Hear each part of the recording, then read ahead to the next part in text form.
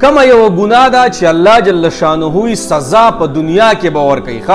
محمد رسول الله صلی الله علیه وسلم فرمایي ګوره کو الله وغواړي ډېر ګناهونه داسې دي چې د هغې عذاب او سزا الله په آخرت کې ورکوي، خو یوه ګناه داسې ده چې د دې سزا به الله د مرګ نه مخکې تا ته ښیي. هغه څه تاسو ته پته ده؟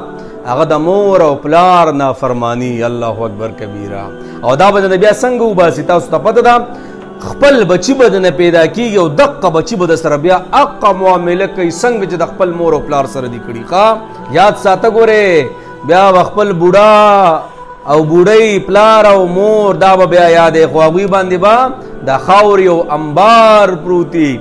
خیال کوو ګوره چې کله بوډاګان شي نو الله ولې فرمایي چې اف متنکې اف څه شی دی؟ علما فرمایي خو اف نه کو لاندې لفظ وی. علما فرمایي الله جل شانه به هغه راواړوي خو اف د دې نه لاندې بل لفظ نشته. دا به مو ته وایي نه کې ولې جناب چې کله ماشومانان شي که نه نو نیغې خبرې به دوی کږې کوي.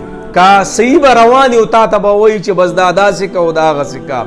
نو غرض مې دا جناب کله چې مشران بوډاګان شي نو ګوره ډېر احتیاط پکې کوئ. دا ستا مستقبل دی بچیا، ای لورې دا ستا مستقبل دی انګورو.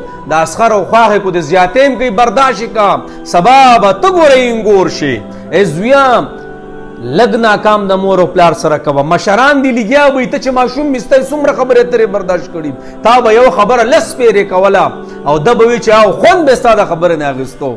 نو کم سے کم تعلم پکار دی چې ډېر خاطر دی بوډا والی کو کې. نو جناب کله چې بوډاګان شي ګوره هیري شي هیري الله دې مونږ ټولو لا د خپلو مور او پلارو د خدمت کولو توفیق راکړي. چا چې وفات شوي دي دعاګانو کې مه هېروئ، یادوئ، ذکر اسکار پسې کوئ. زما والده صاحبه وفات شوې ده یو عمل پسې کوم او الحمدلله دا به چې تر د مرګه پورې انشاءالله یې که خیري نه مې تنګوي نه مې بور کوي او داسې ثواب به ورته ورسي.